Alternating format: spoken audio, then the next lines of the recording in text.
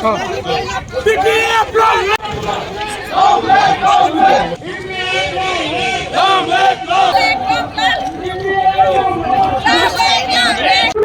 BTC एलेकायाव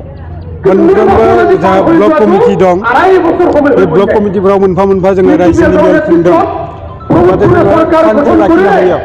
खौसे लाखिनो हायो आरो लोगोसे जोङो राजनितिकभावे एकता जानानै जोंनि ओनसोलनि जोबोर जेंना दं मोननांगौ जा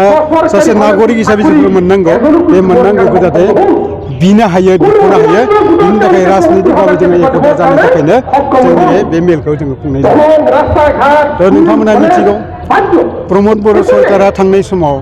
जि फुंखा होदोंमोन रायजोनि सिगाङाव जेरै वान भट वान जब दिनै बेखौ मावफुंनो हायाखै जों बुजि मोनाखै माखौ मानो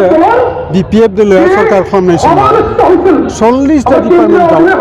बोसोराव मोनफा नङा मोनफा डिपार्टमेन्टनि जोंहा इन्टारभिउ जाबाय थायोमोन लेखा गोरों सेंग्रा सिख्लाफ्रा बे APR जानो हायोमोन आरो बिथांमोना APR जादों साख्रिबो मोनलांदों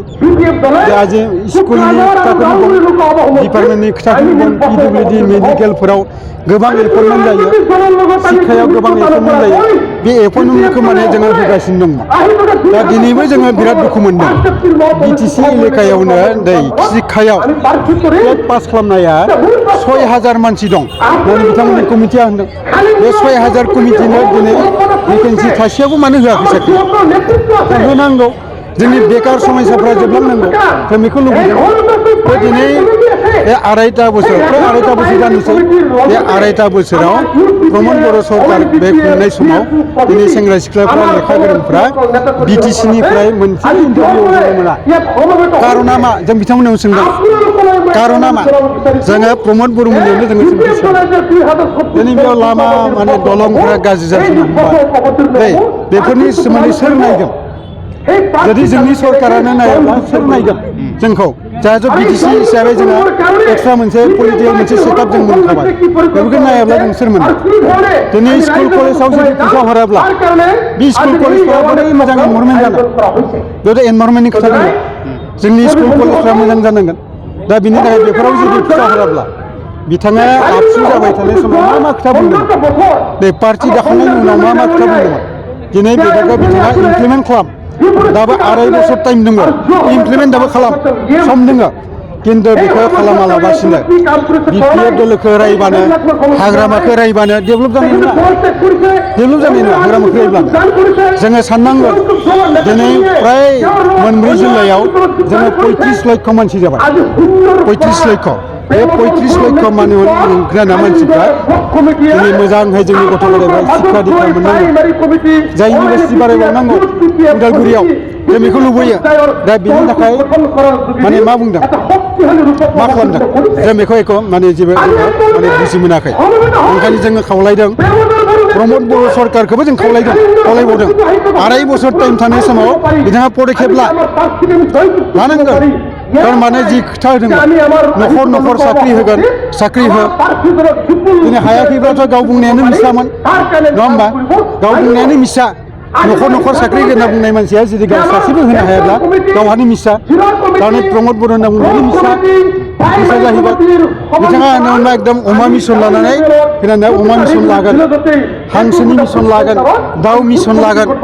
बोरै दा जोंबो भेरगाव साब डिभिजनाव माथो अमा मिसननि मोनसेबो स्किमखौनो जों नुनो मोना मोनसेबो स्किमखौ दा थाङै बाहेरनिफ्राय फैनाय अमाखौबो दा बन्द खालामदों दाउफोरखौबो बन्द खालामदों दा जोंनिफ्राय प्रडाक्सना जानांगौमोन खिन्थु बेखौ जोङो दा नुनो मोनाखै दानि बे लाइनावबो जोङो फैलार जाबाय गभर्नमेन्टआ बे लाइनावबो फैलार जाबाय सात्र साथ्रिनि थाखाय बहुत खोथा बुंदोंमोन सात्र साथ्रिनि थाखाय दिनै सात्र साथ्रिनि थाखाय मोजांनि थाखाय मा पदक्षेप लादों जोंथ' नुना मोन्दों दिनै जोङो बानायबोनो हायो हाइ स्कुल कलेज दा फरायसाफोरा बांबोबाय बेयाव माने क्लासरुमफोरनि अभाब जादों बे अभाबफोरनि थाखाय मानो फैसा हराखै मानो हराखै आरो जों बेखिनिखौ नायबा जानाय नङा दिनै कृषकफोरा बान्दो मोननांगोन आंथ' नुना मोन्दों भेरगाव साब डिभिजनाव गोदान मोनसेबो बान्दोखौनो आं नुना मोनाखै जुदि नोंथांमोना नुना मोन्दोंब्ला बेयाव थिखांना होदों नोंथांमोननि TV चेनेलाव थिखांना हो बान्दो बानायनाय नुदोंब्ला दलं बानायनाय नुदोंब्ला बबेबा स्कुलाव जेरै क्लासरुम बानायनाय नुदोंब्ला नोंथांमोनखौनो आं खावलायदों नोंथांमोना हाइलाइट खालामनानै दिनै जोङो दिनैसिमबो मोनसेबो नुवाखै बिराद दुखुनि बाथ्रा